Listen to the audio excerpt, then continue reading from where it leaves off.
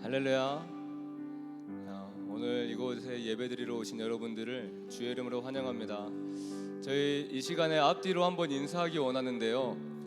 앞뒤로 웃으시면서 예배합시다 라고 인사해볼까요? 예배합시다. 주님만 예배합시다. 기도하겠습니다. 사랑의 하나님, 감사합니다. 오늘 또 주님의 긍휼과 자비로 우리를 덮어주시니 감사합니다. 하나님, 이 시간 오직 주님만 예배하는 시간 되게 하시고 주 안에 거하여서 주님의 뜻대로, 주님의 원하신 대로 예배하고 주님만 경배하는 이 시간 되게 하여 주시옵소서. 우리 마음속에 함께하여 주실 그 주님을 찬양합니다. 예수님의 이름으로 기도드립니다. 아멘.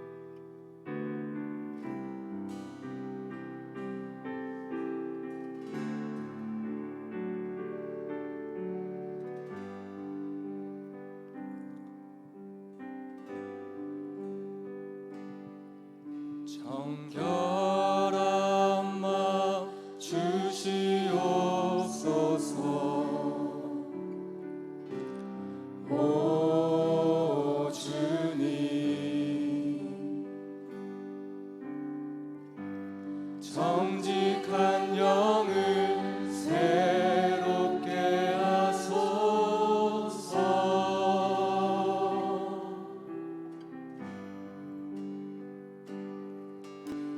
정결한 마음 주시옵소서. 오 주님, 오 주님, 정직한 영을 새롭게 하소서.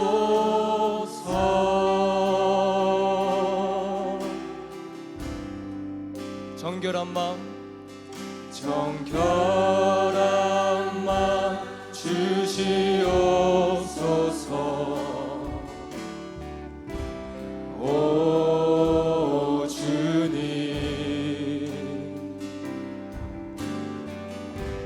정직한 영을 새롭게 하소서.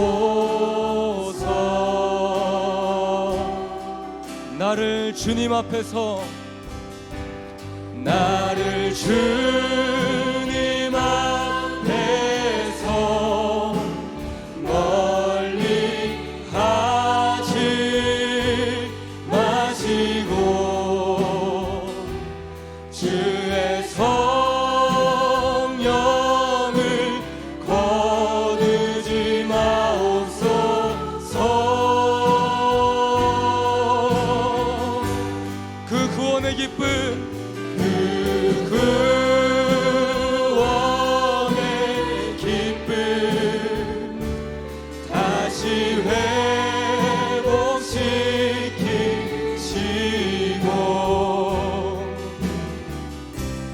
변치 않는 맘 내 안에 주소서. 변치 않는 맘 내 안에 주소서. 변치 않는 마음 내 안에 주소서. 할렐루야. 이 시간도 오직 주님만을 바라보고 주님만을 찬양하기 원합니다. 아멘.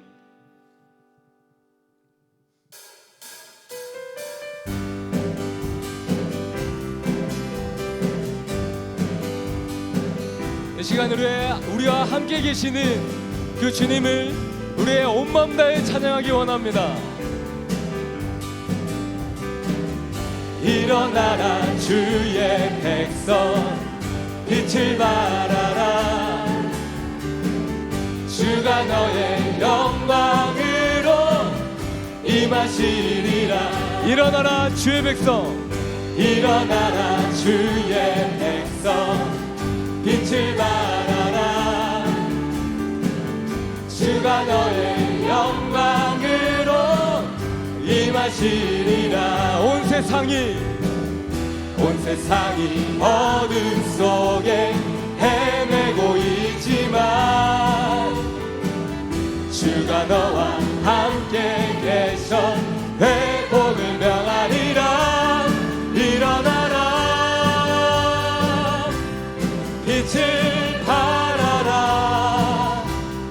만 백성이 너의 빛을 보고 사방에서 나오네.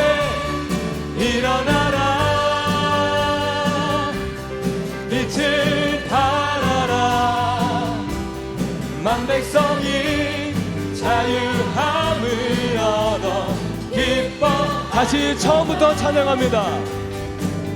일어나라 주의 백성 빛을 발하라.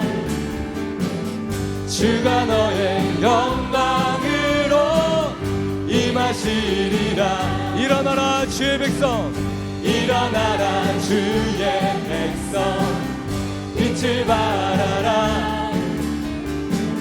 주가 너의 영광으로 임하시리라. 온 세상이 어둠 속에 헤매고 있지만 주가 너와 함께 계셔 회복. 다시 한번 고백합니다. 온 세상이 어둠 속에 헤매고 있지만 주가 너와 함께 계셔 회복을 명하리라. 일어나라 빛을 발하라. 만 백성이 너의 빛을 보고 사방에서 나오네. 일어나라 빛을 발하라. 만 백성이 자유함을 얻어 기뻐하는도다.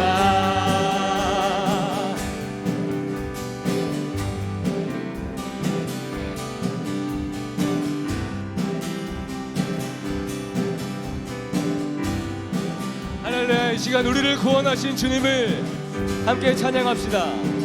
주 날 구원했으니 어찌 잠잠하리. 기쁨에 찬송 드리리. 주가 우리의 죄를 사하셨습니다. 주의 죄 사했으니 아멘. 어찌 잠잠하리. 기쁨에 경배 드리리. 주를 향한 나의 사랑, 주를 향한 나의 사랑 멈출 수 없네. 주를 향한 나의 열정 멈출 수 없습니다. 멈출 수 없네. 나 기쁨에 춤추리. 내 모든 슬픔 바꾸셨네. 나 기쁨에 춤추리. 내 모든 삶 주 안에 있네. 주를 향한 나의 사랑, 주를 향한 나의 사랑 멈출 수 없네. 주를 향한 나의 열정, 주를 향한 나의 열정 멈출 수 없네. 나 기쁨에 춤추리. 내 모든 슬픔 바꾸셨네. 나 기쁨에 춤추리. 내 모든 삶 주 안에 있네. 할렐루야. 그리고 주님께 함께 영광의 박수 올려드리겠습니다.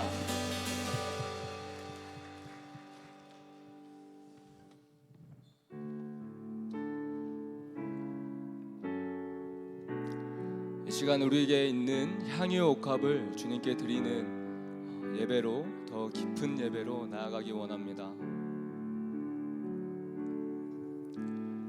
내게 있는 향유 옥합 주께 나 저와 그 발 위에 입 맞추고 드립니다. 내게 있는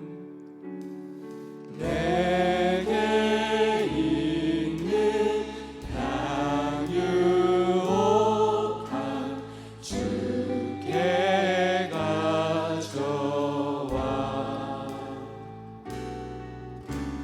그 발 위에 입 맞추고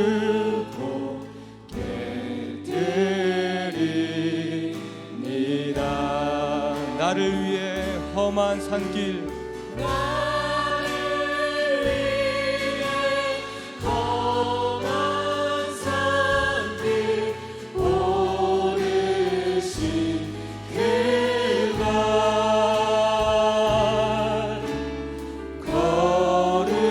걸음마다 크신 사랑 새겨보았네.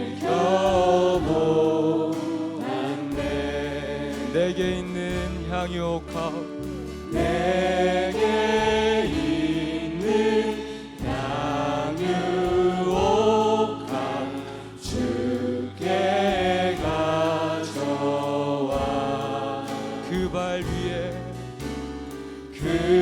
발 위에 입 맞추고 깨뜨립니다. 나를 위해 십자가에 나를 위해 십자가에 달리신 그 발 흘린 피로 나의 죄를 대속하셨네. 내게 있는 향유 옥합 내게 있는 향유 옥합 주께 가져와 그 발 위에 입 맞추고 깨뜨립니다. 주님의 성령 주님의 성령 지금 이곳에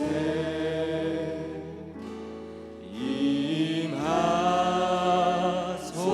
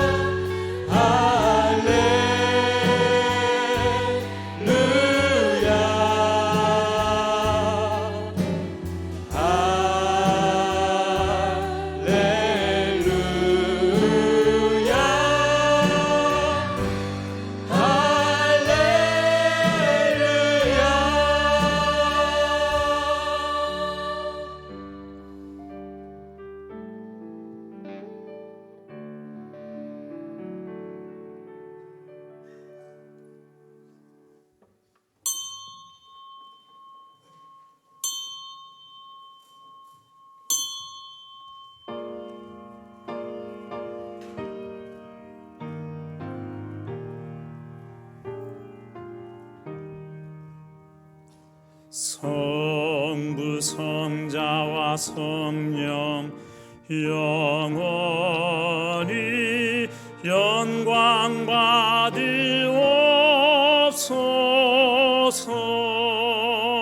대초로 지금까지 독일이 영원 누군 성삼위께 영광.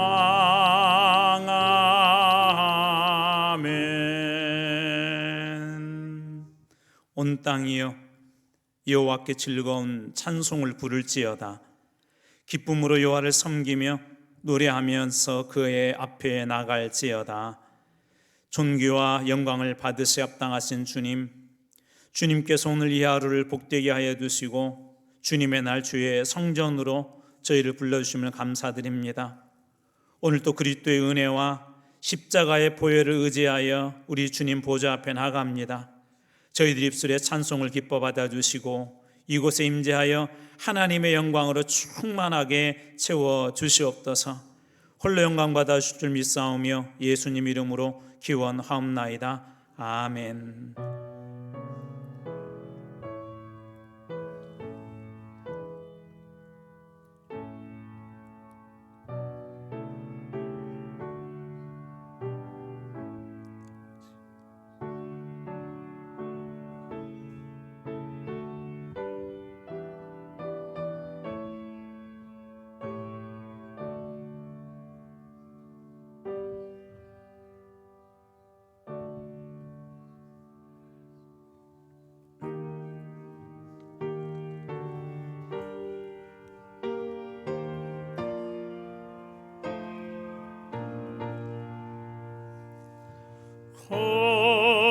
거룩한 주님께 예배를 드리세. 무릎을 꿇고서 영광 돌려 같은 순종과 향기로운 겸손을 주님께 바쳐서 경배하세. 주 앞에 삼가서 겸손히 행하면 주 너를 언제나 돌보시리. 말씀엔 위로와 기도의 응답을 내 갈 길 바르게 인도하리. 주 앞에 설 때에 두려워 말아라.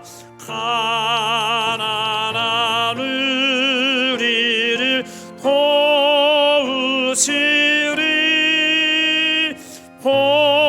보배로운 진리와 온유한 사랑을 주님께 다 바칠 귀한 예물. 돌면서 바치는 이 작은 예물도 주님은 귀하게 받으시리. 어두운 밤 지나고 새 아침 맞으니 믿음과 소망을 늘 주시리.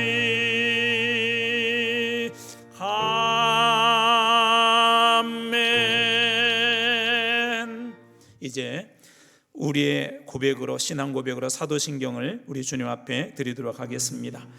나는 전능하신 아버지 하나님 천지의 창조주를 믿습니다. 나는 그의 유일하신 아들 우리 주 예수 그리스도를 믿습니다. 그는 성령으로 잉태되어 동정녀 마리아에게서 나시고 본디오 빌라도에게 고난을 받아 십자가에 못 박혀 죽으시고 장사된 지 사흘 만에 죽은 자 가운데서 다시 살아나셨으며 하늘에 오르시어 전능하신 아버지 하나님 우편에 앉아 계시다가 거기로부터 살아있는 자와 죽은 자를 심판하러 오십니다. 나는 성령을 믿으며 거룩한 공교회와 성도의 교제와 죄를 용서받는 것과 몸의 부활과 영생을 믿습니다. 아멘. 교독문 46번 시편 104편의 말씀을 교독하겠습니다. 교독문은 찬송가 뒤편에 있습니다. 46번입니다.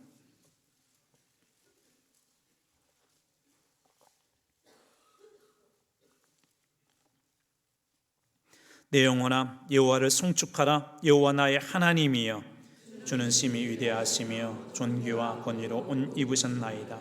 주께서 옷을 입음같이 빛을 입으시며 하늘을 휘장같이 치시며 물에 자기의 누각을 돌고 구름으로 자기 수레를 삼으시고 바람 날개로 다니시며 바람을 자기 사신으로 삼으시고 불꽃으로 자기 사역자를 삼으시며 땅의 기초를 놓으사 영원히 흔들리지 아니하게 하셨나이다. 주께서 물의 경계를 정하여 넘치지 못하게 하시며 다시 돌아와 땅을 넘지 못하게 하셨나이다. 여호와께서 샘을 골짜기에서 솟아나게 하시고 산 사이에 흐르게 하사 각종 들짐승에게 마시게 하시니 들나귀들도 해가라며 공중의 새들도 그 가에서 깃들이며 나뭇가지 사이에서 지저귀는도다. 그가 그의 누각에서부터 산에 물을 부어 주시나니 주께서 하시는 일의 결실을 땅이 만족시켜 주는도다. 아멘.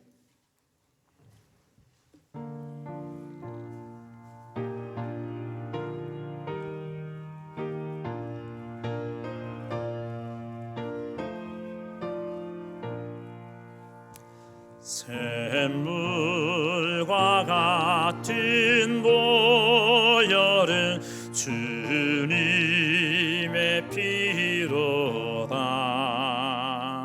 보혈의 씨를 씻으면 청하게 되겠네. 청하게 되겠네. 청하게 되겠네. 보혈의 죄를 씻으면 청하게 되겠네. 저도 저 회개하고서 보혈에 씻었네. 저도 저 같은 이 몸도 죄 씻기 원하네. 죄 씻기 원하네. 죄 씻기 원하네. 저도 저 같은 이 몸도 죄 씻기 원하네. 죄속한 받은 백성은 영생을 얻었네. 샘솟듯 하는 기관세 한없이 크도다. 한없이 크도다. 한없이 크도다. 샘솟듯 하는 비관세 한없이 크도다. 날 정케 하신 피보니 그 사랑 한없네. 살 동안 받은 사랑을 늘 찬송하겠네. 늘 찬송하겠네. 늘 찬송하겠네. 살 동안 받은 사랑을 늘 찬송하겠네. 이 위에 천득 올라가 더 좋은 노래로 날 구속하신 은혜를 늘 찬송하겠네. 늘 찬송하겠네. 늘 찬송하겠네. 날 구속하신 은혜를 늘 찬송하겠네.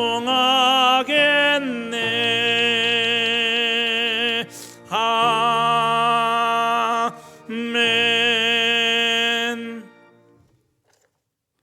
다 같이 기도하겠습니다.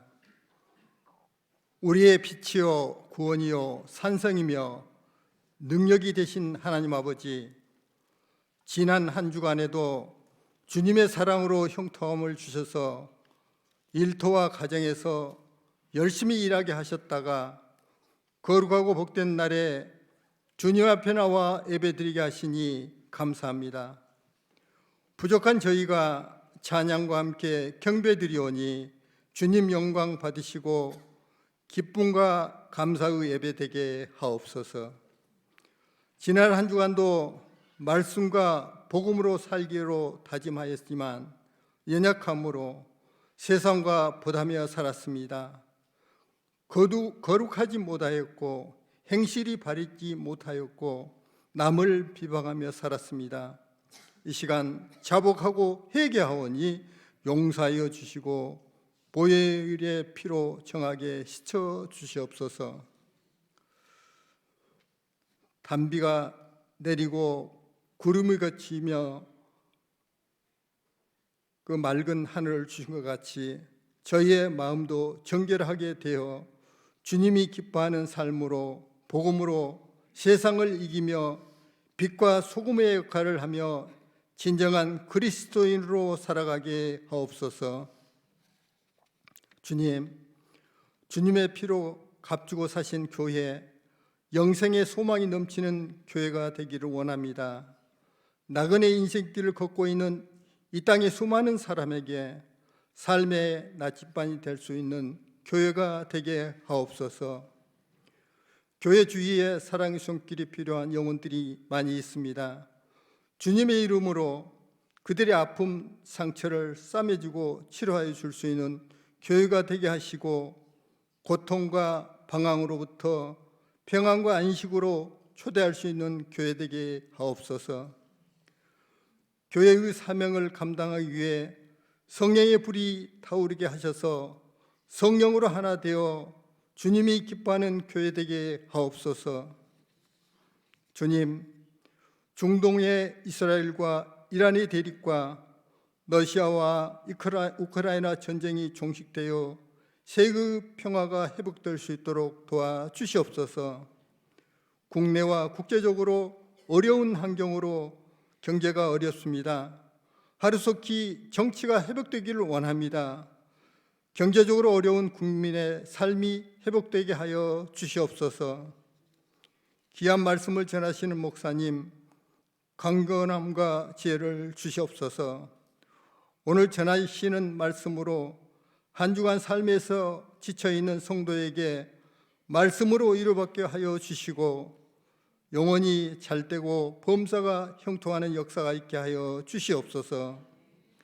또한 육신의 아픔으로 병상에 있는 한우에게 치료 후의 역사가 있게 하옵소서. 예배를 위해 각 부서에서 시간과 물질로 봉사하는 성도에게 하늘의 상급으로 채워 주시옵소서. 아름다운 찬양으로 봉사하는 할렐루야 찬양을 기뻐 받아 주시옵소서. 예수님의 이름으로 기도합니다. 아멘.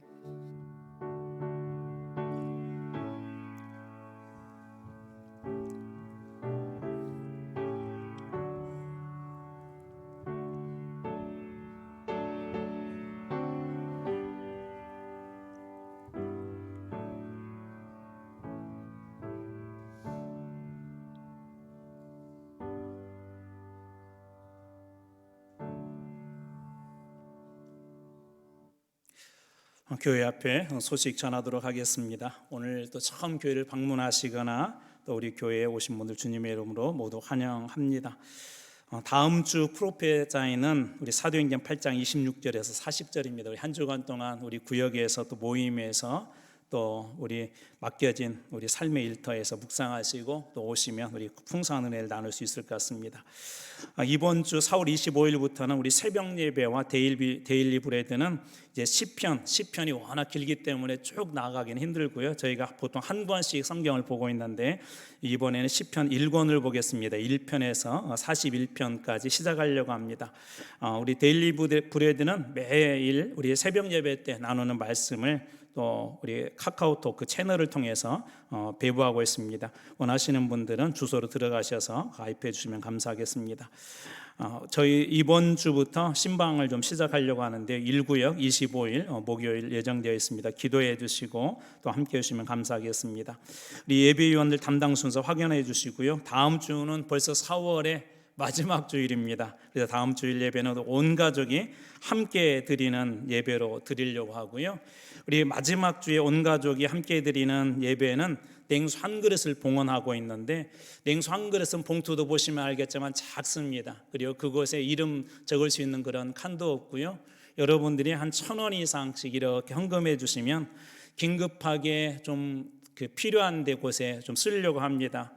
구제가 필요하면 또 구제하는 곳에 또 선교사님도 도와야 될 일이 있으면 도와주는 그런 일에 쓰려고 하는데 이번 4월 달에는 우리 필리핀 안티폴로 장로교회 작은 교육관이라고 저희는 하지만 저희처럼 완전한 걸 생각하시면 안 되고요. 그냥 기둥 세우고 지붕하고 옆에만 살짝 막는 겁니다. 이제 곧 거기가 우기가 시작되고 있는데 우리 거기 교회고 협력하고 사역하고 계시는 우리 선교사님이 이 아이들이 이렇게 밖에서 같이 막 공부하고 또 한글도 공부하고 또 주중에는 아이들 데려다가 말씀을 연시키고 그런데 그래서 이왕이면 한 4m 그 다음에 한 8m 정도 되는 10m 정도 되는 작은 공간 기둥이라도 좀 세워서 아이들 할 수 있게 하면 좋겠다라는 생각이 들어서 이번에 저희들이 냉수 한 그릇은 그곳으로 보내려고 합니다.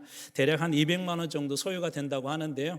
부담 갖지 않으셔도 괜찮습니다. 그냥 1,000원 이상씩 냉수 한 그릇 헌금해 주시면 감사하겠습니다.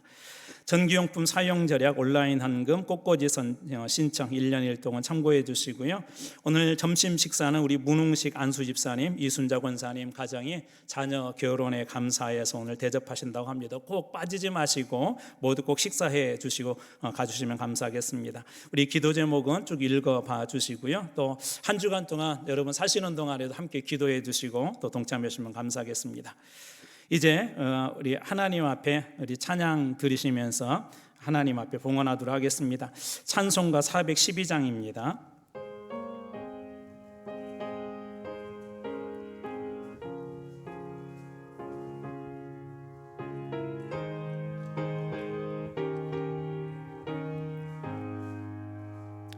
내 영혼의 그 깊은 데서 맑은 가락이 흘려나네.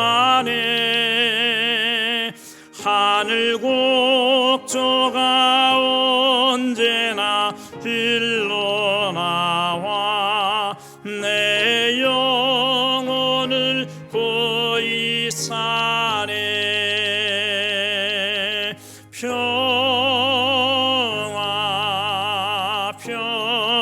평화로다 하늘 위에서 내려오네.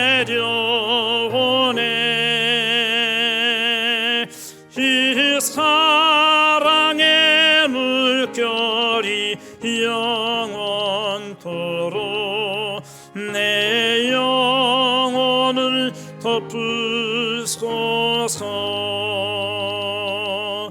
내 맘속에 솟아나 이 평화는 깊이 묻힌 보배로다.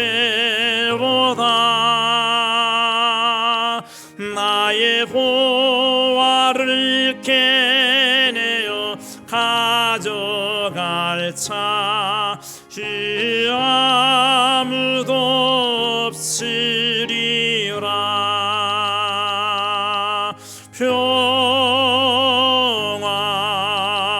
평화로다. 하늘 위에서 내려오네. 그 사랑의 물결이 영원토록 내 영혼을 덮으소서. 내 영혼의 평화가 넘쳐나는 주의 큰 복을 받음이라. 내가 주야로 주님과 함께 있어 내 영혼이 편히 쉬네. 평화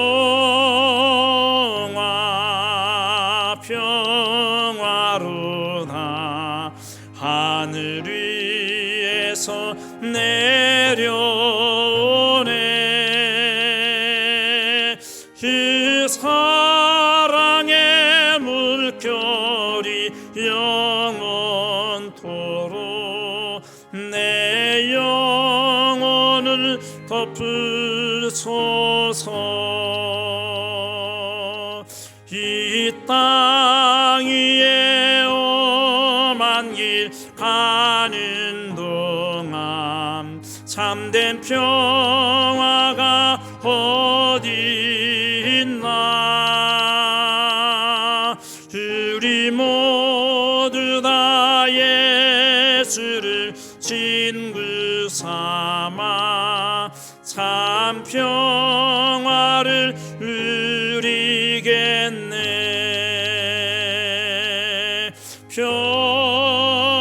평화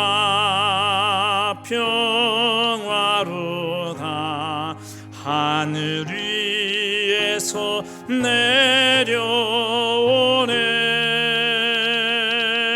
그 사랑의 물결이 영원토록 내 영혼을 덮으소서.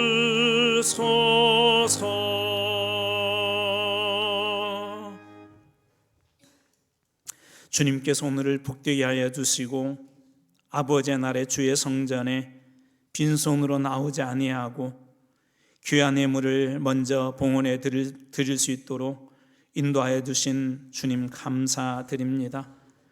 오늘 또 주신 은혜에 감사하여서 감사의 예물을 올려드렸습니다. 가정들마다 기업마다 삶마다 하나님의 감사로 더 넘치게 하여 주시옵소서. 소득의 11조로 또 선교를 위해 선교헌금으로 구제헌금으로 1,000번제로 생일 감사로 또 건축헌금으로 여러 가지 모양으로 주님 앞에 귀한 예물을 올려드렸습니다. 또 성도를 대접하는 손길로 또 봉사와 헌신과 수고의 노력과 또 시간으로 온몸으로 주님 앞에 올려드린 귀한 손길들도 있습니다. 하나님 드린 손길 하나하나를 복되게 하여 주시고 그 발걸음이 주의 성전으로 향할 때마다 말할 수 없는 천국의 기쁨이 넘치게 하여 주시옵소서. 가정들과 우리 기업의 물질이 마르지 않게 하여 주시고 이 물질로 주님께 영광을 돌리며 살 수 있도록 저희들에게 물질을 건강에 사용할 수 있는 지혜도 허락하여 주시옵소서. 주님 앞에 드린 모든 손길과 그 걸음에 주께서 하늘의 복으로 채워주실 줄 믿사오며 예수 그리스도의 이름으로 기도드리옵나이다. 아멘. 오늘 하나님께서 저에게 준 말씀은 사도행전 8장 4절 말씀부터 25절 말씀까지입니다. 우리 한 절씩 교독하겠습니다. 신약성경의 199쪽입니다. 199쪽 사도행전 8장 4절에서 25절 말씀 한 절씩 교독하겠습니다. 그 흩어진 사람들이 두루 다니며 복음의 말씀을 전할세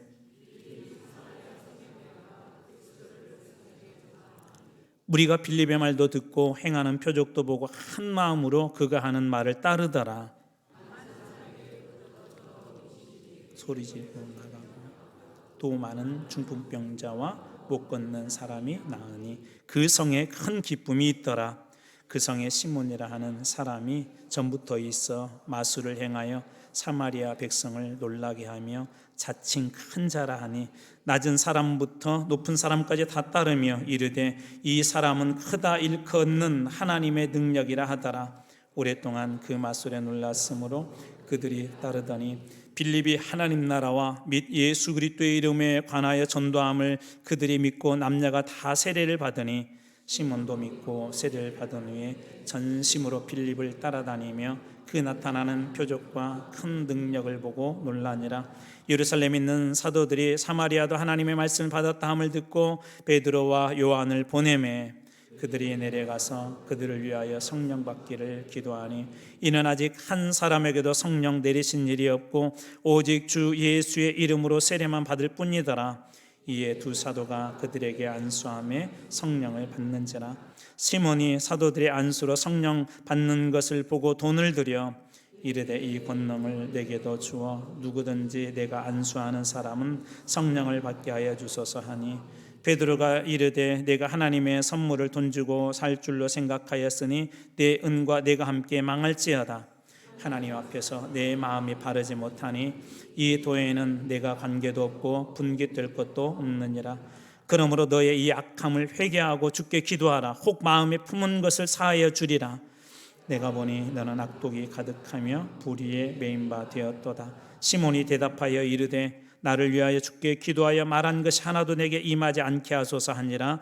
두 사도가 주의 말씀을 증언하여 말한 후 예루살렘으로 돌아갈새 사마리아인의 여러 마을에서 복음을 전하니라. 아멘.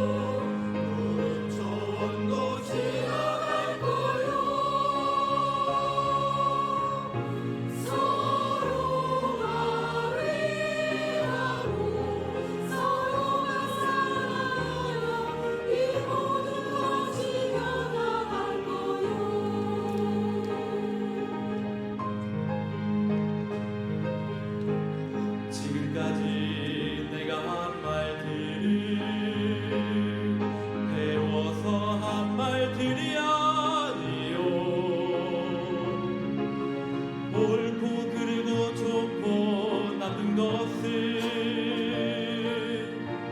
성경에서 배웠지 않소.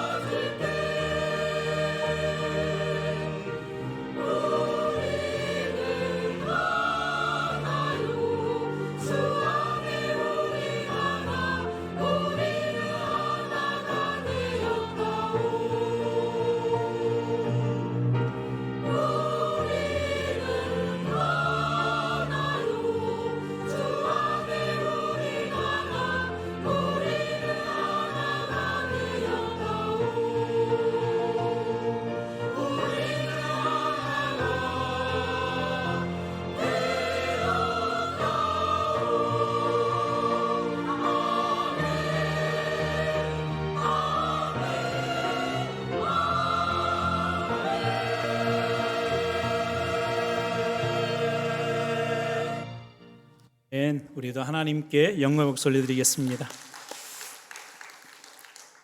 우리 옆에 분 얼굴 한번 이렇게 보시고 이렇게 한번 인사할게요. 당신의 얼굴에도 봄이 왔네요. 네, 온 것 같습니까? 네, 온 것 같습니다. 오늘은 미셔널 처치 13번째 괜찮아요 시몬이라는 제목으로 하나님 말씀 나누도록 하겠습니다. 이 동전에는 앞면과 뒷면이 있습니다. 동전을 잘 보려고 하면 앞면도 잘 봐야 되지만 뒷면까지 봐야 제대로 본 것입니다. 인생도 마찬가지입니다. 우리가 종종 범하는 실수 중 하나는 어느 한쪽 면만 보고 그 사람 혹은 그 사물 전체를 판단한다는 것입니다. 예를 들어서 여기 지팡이 하나 이렇게 있는데요. 지팡이를 보니까 너무 오래된 지팡이에요. 여기저기 막 상처도 있고, 그리고 지팡이 끝은 다 닳아서 쓰기에도 불편하고 어디에 두자니 오히려 걸리적거리고 버려야 될 지팡이 하나가 있습니다. 그래서 이 지팡이를 버리려고 했는데 버리면 안 된다고 하면서 그 지팡이에 대한 이야기를 해줍니다. 이 지팡이는 한때 독립운동을 했던 분의 것이래요. 그분은 지팡이를 짚고 이 지팡이를 짚고 다니면서도 독립운동을 위해서 열심히 다니셨고, 그러다 보니까 열심히 독립운동을 하기 위해서 다니다 보니까 지팡이 끝이 다 닳아서 없어졌고, 또 새 지팡이 하나 사자 해도 그 돈으로 나라의 독립을 위해서 쓰는 것이 작은 돈이지만 독립을 위해서 쓰는 것이 좋다고 한사코 거절했다고 합니다. 그래서 지팡이는 닳아 있었고 너무나도 오래되어서 평생 그것만 쓰셨기 때문에 지팡이 여기저기에 상처가 많았대요.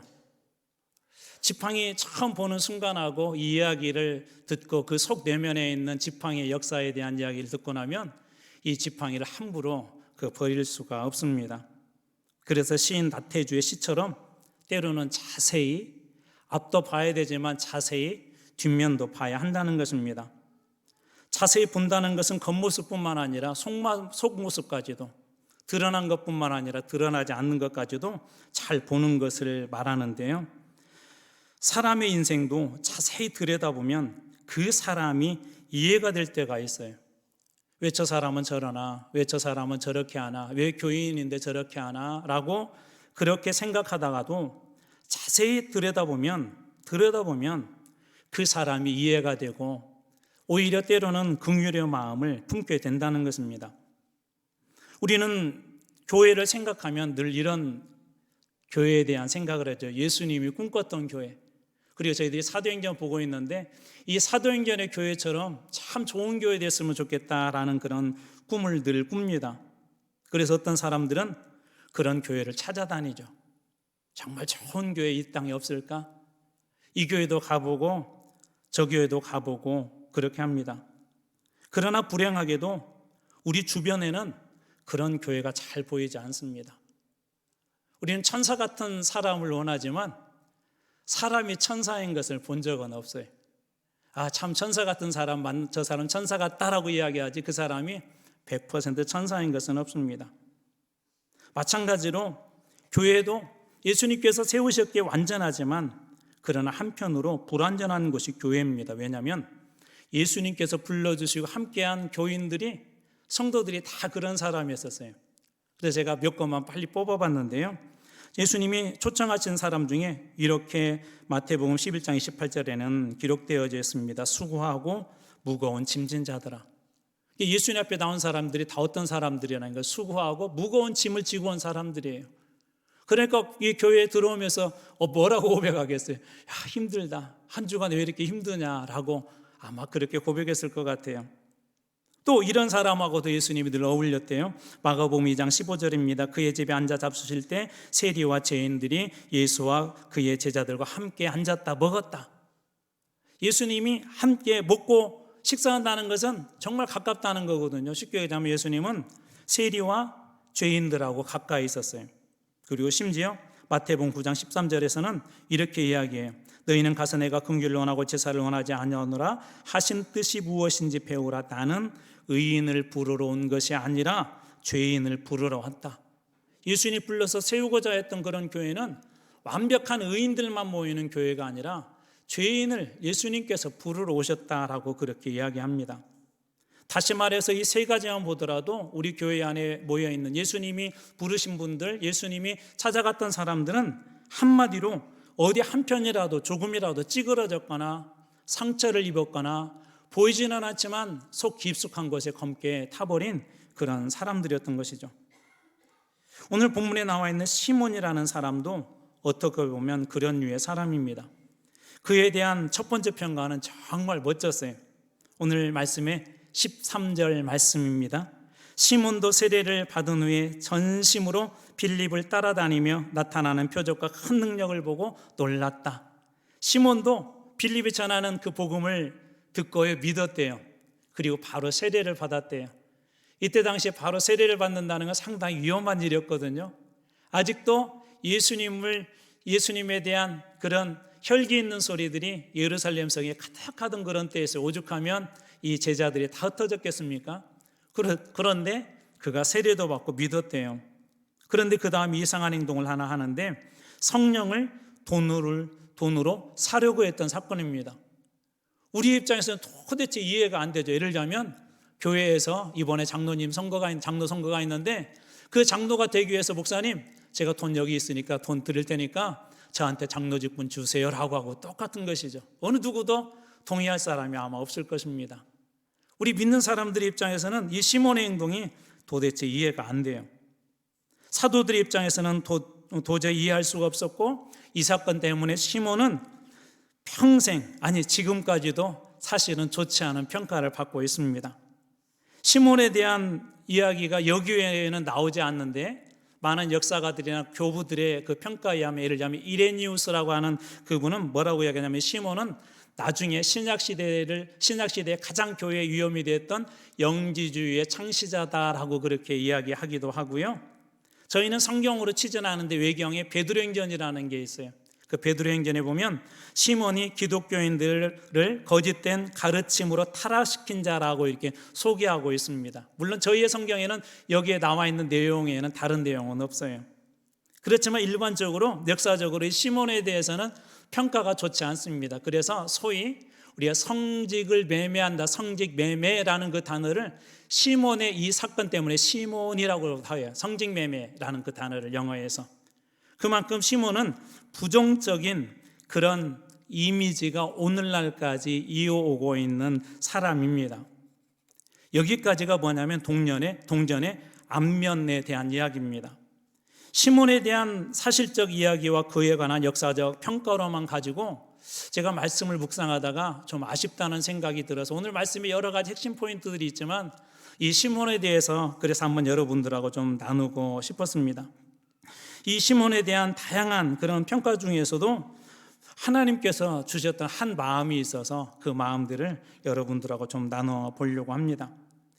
오늘 말씀의 그 배경에는 스데반 집사님께서 순교를 하게 되었고, 오늘 우리가 읽지는 않았지만 앞서 보면 교회는 그 일 때문에 큰 슬픔에 빠졌대요. 이 큰 슬픔에 빠졌던 그런 교회지만 한편으로는 한쪽에서 또 박해가 심해서 교인들은 흩어졌는데 사도들 외에 제자들 모두가 유대와 사마리아로 흩어졌다라고 그렇게 이야기합니다. 사울은 스데반의 죽음이 마땅하다고 그렇게 생각을 했고, 사울은 앞장서서 누구보다도 교회를 핍박을 했는데요. 사도행전 8장 3절입니다. 사울이 교회를 잠멸할 새 각 집에 들어가 남녀를 끌어다가 오게 넘겼다. 사울이 교회를 완전히 없애고자 그렇게 했다는 것입니다. 그러자 교회는 어떻게 됐죠? 8장 1절에 보면 뒷부분입니다. 그날에 예루살렘에 있는 교회에 큰 박해가 있어 사도 외에는 다 유대와 사마리아 모든 땅으로 흩어지니라. 사도들만이 예루살렘에 남아있고 제자들 7 집사님들도 다 흩어졌다라고 그렇게 이야기합니다. 오늘 본문의 말씀은 바로 거기에서 시작합니다. 이들이 흩어진 곳, 그 중에 빌립 집사님이 계셨는데 이 빌립 집사님이 흩어져서 처음 가서 복음을 전하는 것이 유대인들이 그렇게 경멸했던 지역인 사마리아라고 하는 곳이었어요. 사마리아. 빌립 집사님은 이 사마리아 가서 전도를 했는데, 사마리아는 여러 번 설명을 드렸지만 짧게 다시 한번 설명드리고자 합니다. 사마리아는 분열왕국 시대 북왕국의 그 수도였었는데요, 아수르라고 하는 나라에 의해서 멸망을 당해요. 이 나라가. 그리고 나서 아수르가 펼친 몇 가지 정책이 있는데 그 중에 하나가 혼혈 정책이라는 것은 혼혈. 그래서 아수르에 있는 자기 민족들을 이 사마리아로 북이스라엘 쪽으로 데리고 오기도 하고, 또 북이스라엘 사람들을 아수르로 데리고 가서 서로 이렇게 결혼을 하게 만들어요. 쉽게 얘기하자면 피가 섞인 것이죠.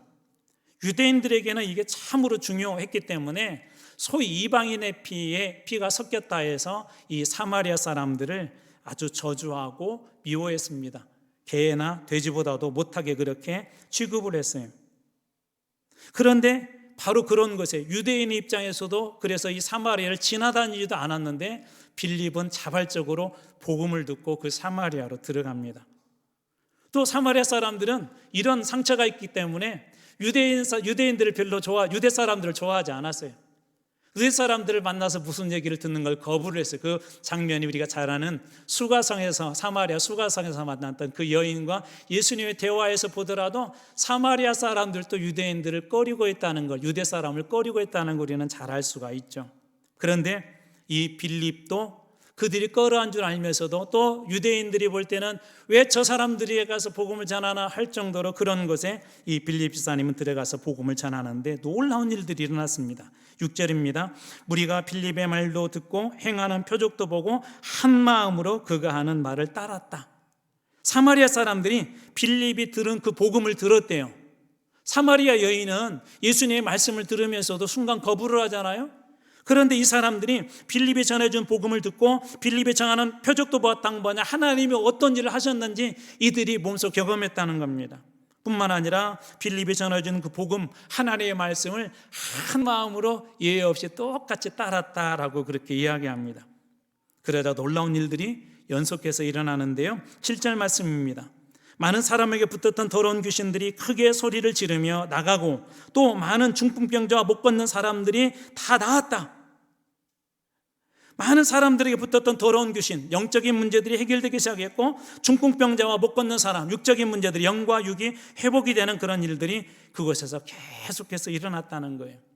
그러면서 빌립이 전한 복음의 결론은 8절에 클라이막스로 향하고 있는데요, 그 성에 큰 기쁨이 있더라. 사마리아 성에 큰 기쁨이 있대요. 이전에는 없었는데 이 복음으로 말미암아서 그 성의 사람들이 큰 기쁨이 회복이 되어졌다는 것입니다. 저는 여러분들이 이 예수님을 만나고 복음을 만나서 여러분의 삶의 현장, 그리고 이 교회 올라올 때마다, 이곳에서 예배 드릴 때마다, 이곳에서도 여러분이 있는 모든 삶의 현장에서도 복음 때문에 큰 기쁨이 있는 여러분들이 다 되시길 주님으로 축원합니다. 이 놀라운 일들을 이 사마리아 성이 경험했던 거예요. 제자들의 삶에도 늘 이런 기쁨은 있었죠. 제자들이 핍박을 당하면서도 복음을 전하는 일에는 늘 이런 기쁨이 있었어요. 예를 들면 사도행전 13장 52절입니다. 제자들은 기쁨과 성령에 충만했다. 이때 핍박당했던 때거든요. 위협당했던 때거든요. 무엇이 이들이 진짜 기쁘게 했을까요? 세상 사람들은 그냥 우리 인생이 여기까지가 끝이에요. 삶이 고난이에요. 그래서 어떻게 하면 이 많은 종교들이 이 삶의 이 고난을 뛰어넘을까? 이것을 탈피할 수 있을까? 정신 수양을 하기도 하고 자기들 나름대로 많이 고민하기도 하지 않습니까? 그런데 복음이 들어가는 곳에는 이런 고난보다도 더 큰 기쁨의 능력이 임한 것을 이 제자들을 통해 오늘 사마리아 성을 통해 주님께서 보여주신 것입니다. 그래서 이 제자들은 지금 고난을 받고 핍박을 받고 박해를 받아 흩어지면서도 복음 전하는 일을 결코 포기할 수가 없었어요. 그래서 오늘 우리가 읽었던 마지막 25절 말씀을 제가 여러분들 가지고 있는 개역개정으로 읽으면 조금 이해가 안 될 것 같아서 현대인 성경을 한번 가지고 와봤어요. 흩어지고 고난 중에 있는데 이들이 계속 어떻게 하는가? 베드로, 요한은 거기서 주님의 말씀을 증거한 후, 사마리아에서 말씀을 증거한 후 예루살렘으로 돌아가면서도 사마리아 여러 마을에서도 기쁜 소식, 복음을 전했다. 그냥 그곳에서 이 사마리아 수도 중심에서만 그렇게 한 것이 아니라 사마리아 여러 마을을 다니면서 예루살렘에 돌아갈 때까지 계속해서 이 베드로와 요한도 복음을 전했다라고 그렇게 이야기합니다. 베드로와 요한이 이 사마리아 성에 파송을 받게 된 이유가 있는데요. 14절 말씀입니다. 예루살렘에 있는 사도들이 사마리아도 하나님의 말씀을 받았다함을 듣고 베드로와 요한을 보내었다. 이 말씀은 우리들에게 중요한 몇 가지 그런 교훈들을 줘요. 베드로는 여러분 잘 알다시피 그 유대인이고 유대주의자예요. 어떻게 보면 유대 율법에 훨씬 더 가까운 그런 사람입니다. 그래서 자기 백성에게 복음을 전하는 일들은 열심히 했지만 베드로는 이방인들까지 복음 전하는 일은 감당하지 않았어요. 물론 하나님의 계획이 있었겠지만 베드로는 그런 사람이었습니다.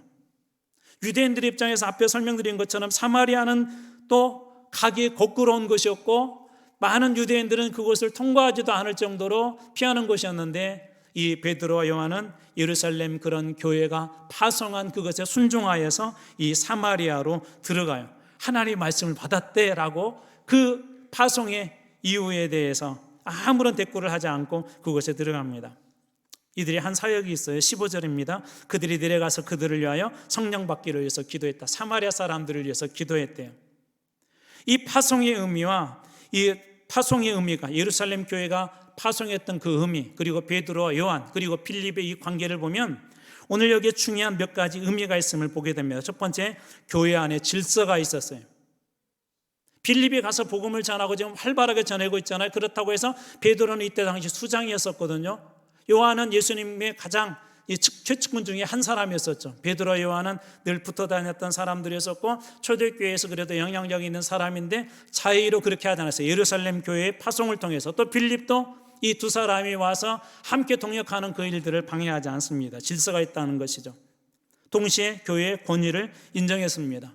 예루살렘 교회가 파송한 그 권위를 인정했고 빌립 역시도 그것을 인정했습니다. 또 하나, 복음을 전하는 일과 기도하는 일에 이들이 서로 협력했다는 거예요. 빌립은 열심히 복음을 전하고 세례를 주는 일까지는 했지만 그러나 그들을 정말 성령 받기를 위해서 기도했던 것은 이 베드로와 요한이었습니다. 그리고 또 하나 의미가 있는데 복음이 유대인을 넘어서 사마리아로 확장되고 있다는 것입니다. 유대인들의 입장에서는 이거 상상할 수 없는 일이에요. 놀라운 일들이 지금 일어나고 있는 것이죠. 이런 상황에서 뜬금없이 갑자기 시몬이라는 사람이 등장하면서 그의 첫 번째 등장은 화려했어요. 앞에 설명했던 것처럼 그도 복음을 듣고 믿고 세례를 받았다라고 그렇게 이야기합니다. 이 시몬에 대해서 이야기하기를 사실 엄청난 이 사건인데요. 그 시몬은 이 오늘 우리가 했던 본문에 보면 이 지역에서 사마리아 지역에서 엄청 유명한 사람이었습니다. 영향력이 있는 사람이었었죠. 오늘날로 그냥 인플루언서 같은 그런 사람이었습니다. 예를 들자면 9절에 보면 마술로 사마리아에서 유명했던 사람이고, 또 9절에 보면 자칭 큰 자라고 했고, 또 10절에 보면 사람들은 하나님의 능력이 있는 자, 하나님의 능력을 소유한 자라고 이렇게 이야기했고, 11절에 보면 오랫동안 사마리아 사람들이 시몬을 따랐다. 시몬의 가르침과 시몬이 가지고 있는 악한 영적 권위지만 그런 권위들을 따랐다고 합니다. 그는 오늘 말씀에는 마술사라고 그에 대해서 직업을 소개하고 있는데요, 이 마술사 시몬이 예수를 믿는다는 건 방금과 같은 그런 배경하에서는 예수를 믿는다는 건 보통 어려운 일이 아니에요. 많은 사람이 따르고 있었고 그를 지지하고 있었고 의지하고 있었는데, 예배소에서 일어난 사건처럼 만약에 이 모든 마술을 다 포기하고 예수를 믿겠다고 하는 것은 어떤 의미에서 자기의 직업을 다 포기하는 것입니다. 내 직업을 다 포기하고 나는 예수를 믿겠어. 그리고 그렇게 되면 어떻게 해야 돼? 자기를 지지했던 사람들에게 손가락 받을 수도 있을 것이고, 가정이 있다면 집안에 이제 더 이상 돈 벌 수 있는 구석이 없어진 거예요. 직장이 없어진 거예요. 그것도 가장 유망했던 사람, 어쩌면 이 사마리아에서 돈을 가장 많이 벌었을지도 모르겠어요. 오랜 기간 동안 영향력이 있었던 사람이기 때문에 그럴지도 모르겠습니다. 그는 직업에도 큰 그런 위협, 그리고 어떤 보면 가정으로부터도 그는 비난을 받았을지도 모를 터인데, 그가 예수를 믿겠다고 하고 심지어 외적인 표식인 세례까지 딱 받아버렸어요. 시몬이 그렇게 세례를 받고 빌립을 따라다니다가 어느 날 예루살렘으로부터 베드로, 요한이라는 두 사도가 와서 사람들에게 이렇게 안수를 하는데, 사람들이 성령을 받기 시작했어요. 엄청난 그런 표적이죠. 시몬도 마술을 행하는 사람이기 때문에, 야, 저 능력 하나 나도 가지면 나에게도 엄청난 일들이 일어나겠다라는 그런 생각을 했던 것 같습니다. 17절 말씀 보면 이에 두 사도가 그들에게 안수하며 성령을 받았다 그렇게 되어 있고, 18절 말씀에 보면 시몬이 사도들의 안수로 성령 받는 것을 보고 돈을 드렸다. 사도들에게 돈을 주었대요. 왜 그렇게 했을까요? 그렇게 돈을 주어서 자기도 그 능력을 가지고 싶었던 것이죠. 시몬이 성령으로 돈을 살해한 이 사건에 대해 베드로는 즉각 책망과 권면을 합니다. 그런데 가만히 생각해 보면 시몬에게 이런 문화는 당연했던 것 같아요. 그가 마술을 행할 때 사람들의 병을 고쳐주거나 아니면 사람들에게 상담을 해주거나 그럴 때 분명히 그는 그게 직업이었었기 때문에 이 돈으로 거래를 했을 것 같아요. 큰 문제일수록 큰 돈을 받았을 것이고, 또 때로 이 마술도 전설에 의하면 그가 배워왔다고 하거든요. 그럼 배울 때 많은 돈이 들어가는 것처럼, 야, 저 능력, 저 성령 안수할 때 성령이 부어지는 그 능력, 나도 저거 샀으면 좋겠다 하는 게 어떻게 보면 시몬이 살아온 문화적 배경이나 사마리아 배경에서는 당연했다는 그런 생각이 얼핏 듭니다. 우리나라 선교사님 한 분이 아프리카 이렇게 가셨는데 그 동네에 화장실이 없대요. 우리는 일반적으로 화장실 가서 일을 보잖아요. 화장실이 없는데 어떻게 일을 보나? 그냥 아무데나, 집 앞에도 뒤에도 사람들 없으면 아무데나 그렇게 일을 보더래요. 이 사람들에게는 어떻게 보면 당연한 것이죠. 선교지 어느 지역을 가다 보면 젓가락, 숟가락 그런 게 없어요. 손으로 먹어야 돼요. 우리는 이렇게 이야기할 수 있어요. 지저분하게 어떻게 저렇게 손으로 먹어. 그렇지만 그 사람들에게 그게 자연스러운 거예요. 제가 이 설명도 한번 드렸잖아요. 기도원에 왔는데 한 할머니가 십자가 앞에 가서 이 강대상으로 올라오더니 이렇게 빌드를 하고요. 그 할머니는 뭔지 모르지만 평생 예수라는 걸 믿어보지 않은 분이 집안에 무슨 일인지는 모르지만 저 기도원에 가서 기도하면 고쳐주신대, 그런 일이 있대라는 그런 이야기를 듣고, 그분도 하나님이 어떤 분인지는 알지 못하지만 자기가 살아온 방식대로 그렇게 빌었던 것이죠. 어떻게 보면 시몬도 그랬던 것 같아요. 우리 시대에도 이런 시몬들이 있죠. 소위 걸음마 신앙이라고 할 수가 있는데, 이런 걸음마 신앙에 대해서 우리는 함부로 이야기할 수 없잖아요. 예를 들어서 여러분이 아기를 낳았는데 그 아기가 똥기저귀에 똥을 쌌어요. 점심 드시기 직전인데 죄송해요. 자, 그럴 때 여러분 비난하시겠나요? 비난하나요? 그런 상황에서 태어난 지 100일도 안 된, 아직 말도 못하는 그 아이에게는 그게 자연스러운 현상이에요. 다 큰 성인들이 막 울면서 막 땅바닥에서 막 이게 발을 동동거려서 밥 안 준다고 하는 것은 이상한 거지만, 갓난아기가 누워가지고 배고프다고 우는 것은 이상한 일이 아니에요. 당연한 거예요. 그런 입장에서 보면 시몬도 그렇지 않을까요? 그는 이제 막 예수 믿은 사람이에요. 자기 나름대로 중요한 결단을 한 거죠. 직업과 가족과 자기를 따르는 사람으로부터 어쩌면 손가락질 받을지도 모르지만 그는 많은 것들을 내려놓았습니다. 그럼에도 불구하고 베드로는 단호하게 이렇게 이야기해요. 20절입니다. 베드로가 이르되 내가 하나님의 선물을 돈 주고 살 줄로 생각하였으니 내 은과 내가 함께 망할지어다 라고 이렇게 이야기합니다. 성령 분명 선물이죠. 베드로의 설교에서도 우리가 보았듯이 사도행전 2장 38절에 보면 너희들이 하나님 앞에 회개하고 세례를 받으면 그리하면 성령을 선물로 받을 것이다 라고 그렇게 베드로도 예전에 설교하지 않았습니까? 베드로가 책망한 그런 이유는 오늘 본문에 보면 이렇게 기록되어져 있어요. 21절에 내 마음이 바르지 못하다, 23절에 악독이 가득하다, 23절에 불의에 매인바되었다. 그리고 베드로는 이렇게 권면하죠. 악함을 회개하고 주께 기도하라고 그렇게 이야기합니다. 이런 시몬의 행동과 베드로의 권면 사이에는 약간의 갈등이 있는 것처럼 보이지만 사실은 그렇지는 않아요. 베드로가 명확하게 시몬이 앞으로 가야 될 신앙의 방향을 보여준 것입니다. 성령은 돈 주고 사는 것이 아니라는 것이죠. 하나님을 믿는 것은 돈으로 믿는 것이 아니라는 거예요.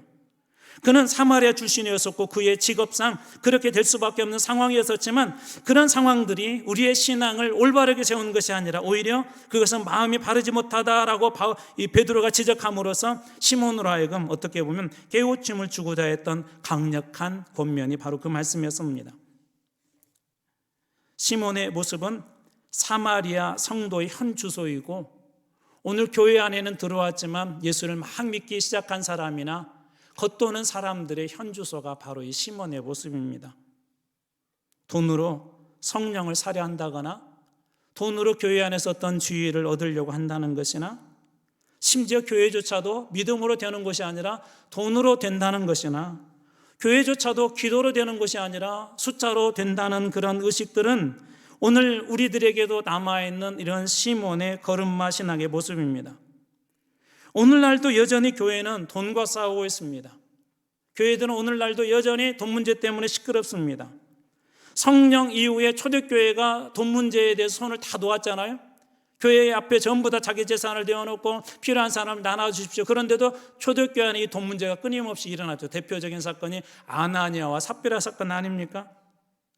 그 사건들은 오늘날 우리 교회 안에서도 여전히 돈과 혹은 힘과 우리 교회도 싸우고 있는 그런 모습들을 보게 됩니다. 선물을 돈으로 계산하고 돈으로 그렇게 계산해서 받는 사람은 없을 것입니다. 그런데 여전히 하나님의 선물, 은혜와 믿음을 우리는 자꾸 돈으로 혹은 어떤 사람들의 인기로 해결하려고 하는 것이 바로 이 시몬이 가졌던 현주소의 모습 아닙니까? 기브 앤 테이크, 받은 만큼 준다는 것이 일상화된 이 사회, 오늘 이 사회를 향하여서 오늘 시몬의 모습을 통해 던져준 그 질문들은 무엇입니까?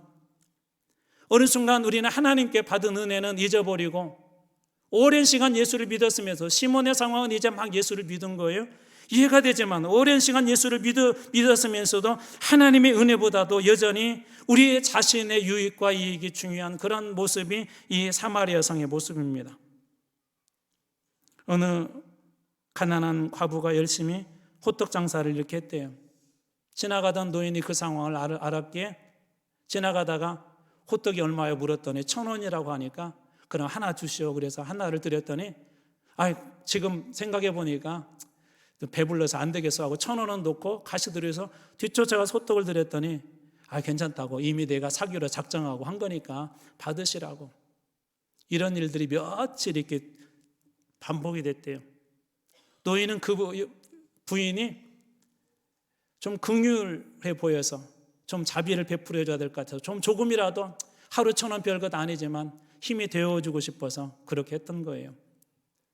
그런데 몇 달 지난 후에 그날도 호떡을 이렇게 사고는 안 먹겠다 하고 1,000원을 놓고 가는데 그 과부가 막 그 주인이 따라오더래요. 그랬더니 지난번 얘기한 것처럼 나는 그 배불러서 이 호떡 안 먹기로 작정했어. 이미 산 거니까 내가 돈은 지불해야 됩니다 라고 하고 그렇게 얘기를 했더니 이 여주인이 그렇게 얘기하더래요. 사장님 호떡값이 올랐어요. 이게 우리가 웃고 지나가는 얘기지만 사실 저의 삶 속에 그런 것들이 많이 있습니다. 내 몸이 정말 힘들고 내 인생이 정말 힘들어서 하나님 한 번만 살려주세요, 정말 살고 싶어요라고 그렇게 주님 앞에 기도하고 어느 순간 말할 수 없는 하나님의 큰 은혜가 우리 삶 속에 깊숙이 들어와서 내 삶을 완전히 다 뒤집어 놓고 삶을 회복이 되었는데 시간이 지나면서 그렇게 살고 싶다는 간절한 열망도, 그리고 살면 믿음대로 살겠다고 고백했던 그 고백도 다 사라져버리고 어느 순간 이기적으로 변해버린 우리 자신의 모습을 종종 보기도 합니다. 이 사마리아 시몬의 모습이 초창기에는 이해가 되죠. 만약 이런 모습들이 계속해서 반복된다면 우리의 삶은 어떻게 될까요? 팀 켈러 목사님이 내가 만든 신이라는 그 책에서 이런 경고를 해요. 진짜 문제는 사람들 스스로 자기 자신이 돈을 사랑하는 탐욕에 빠졌다고 분별하기가 어렵다는 사실이다 하면서 이런 내용을 소개합니다. 그런데 세상에 탐욕과 물질주의가 분명히 만연해 있는데도 그게 자기 모습이라고 생각하는 사람은 거의 없다. 그리스도인들도 예외가 아니래요. 나는 예수를 잘 믿는다고 그렇게 하면서 탐욕과 물질주의에 세상의 힘을 더 의지하고 하나님보다도 돈이 있을 때 더 마음의 평안을 누리면서도 나는 예외라고 생각한다는 것이죠. 이 모든 것들은 절대 돈에 대한 우상들, 우리가 의지하는 세상 우상들은 결코 깨어지지 않습니다. 사마리아의 이 시몬의 모습은 사마리아 성의 극단적인 모습이에요. 절대 깨어지지 않습니다. 그래도 언제 깨어졌죠? 복음이 그들에게 들어갔을 때 그 모든 것들이 깨어지지 않습니까? 그래서 팀 켈러 목사님이 이렇게 얘기해요. 우리가 복음을 깨닫는 정도만큼 돈은 우리에 대한 지배력을 잃는다.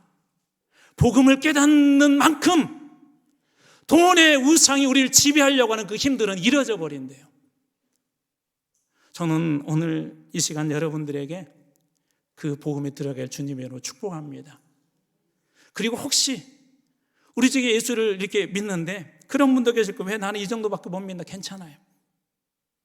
아직 여러분들이 어린 시몬이기 때문에 그런 거예요. 사마리아 성에 살았던 그 배경 때문에 그런 거예요. 그래서 한번 스스로 그렇게 토닥여도 좋을 것 같아요. 괜찮아.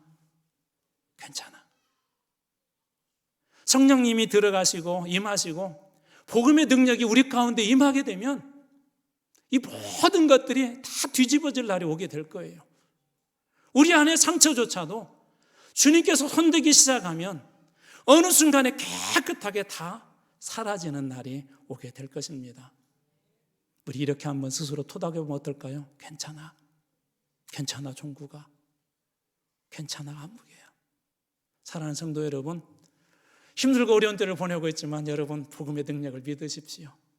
그리고 그 복음이 오늘 여러분 안에 깊숙이 들어와서 오늘 8절의 고백처럼 그 성의 기쁨이 가득하더라. 그 고백과 찬양이 우리 교회 안에도, 여러분 가정에도, 우리 자녀들에게도 말씀대로 이루어지는 그 놀라운 축복이 여러분과 저와 우리 교회의 것이 될 줄로 믿습니다. 기도하겠습니다. 하나님 아버지 감사합니다. 얕은 물에도 썩은 물에도 부력이 있다고 합니다. 작아 보이는 신앙, 썩어져 버린 그런 신앙처럼 보이는 그곳에도 하나님의 은혜의 부력, 믿음의 부력이 있을 줄로 믿습니다. 주님, 혹 우리 중에 실망하고 좌절하고 자기 자신을 향하여서도 끊임없이 손가락질하고 비난하는 분들이 있습니까? 오늘 시몬을 되돌아보았습니다. 그도 사람들에게 비난받기도 하고 오늘날까지도 부정적으로 봅니다. 하나님, 그러나 우리에게 어린 시몬의 모습 있지만 하나님께서 반드시 복음의 능력으로 뒤집어 주실 줄로 믿습니다. 이 교회 안에도, 우리 성도들 가정 안에도, 우리 자녀들에게도 그 성에 큰 기쁨이 있다라 하신 말씀대로 이루어지게 될 줄로 믿습니다. 감사드리며 예수 그리스도 이름으로 기도드립나이다. 아멘. 우리 오늘 말씀 생각하시면서 우리 오늘 다 같이 일어나셔서 우리 결단의 찬양 하나님께 드리도록 하겠습니다.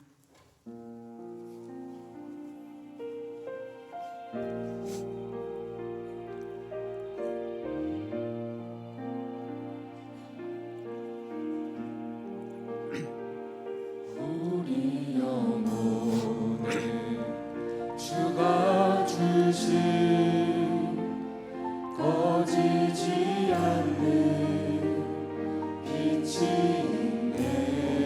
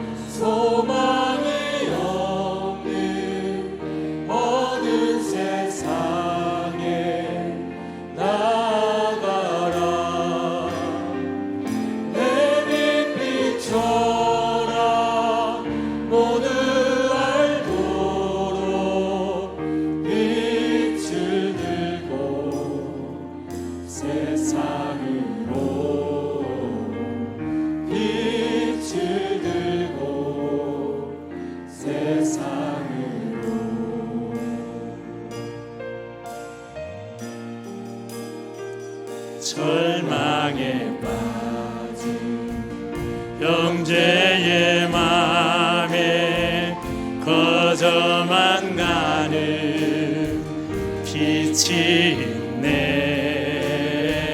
주님을 떠나 방황하는 참에도 그 빛의 생명 잃어가네. 이제 일어나 어둠 속에서 고통받는 자 일으키라. 내 빛 비춰라.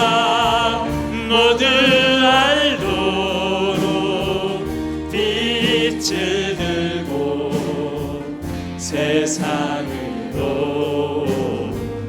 빛을 들고 세상으로.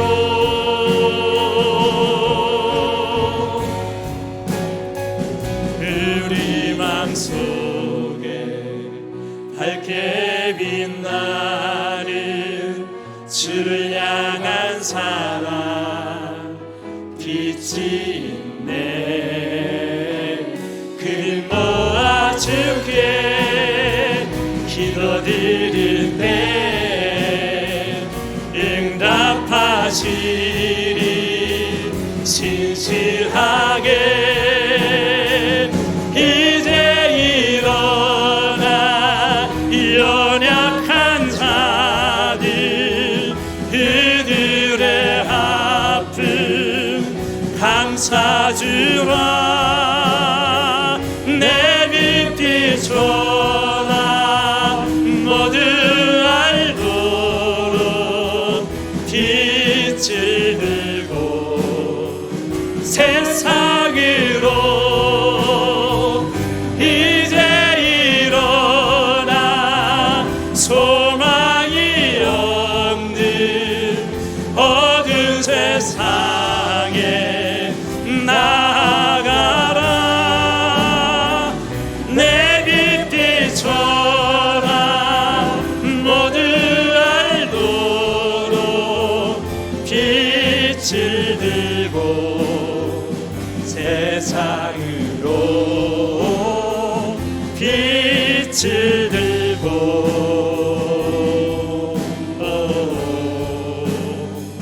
세상으로 빛을 비춰라.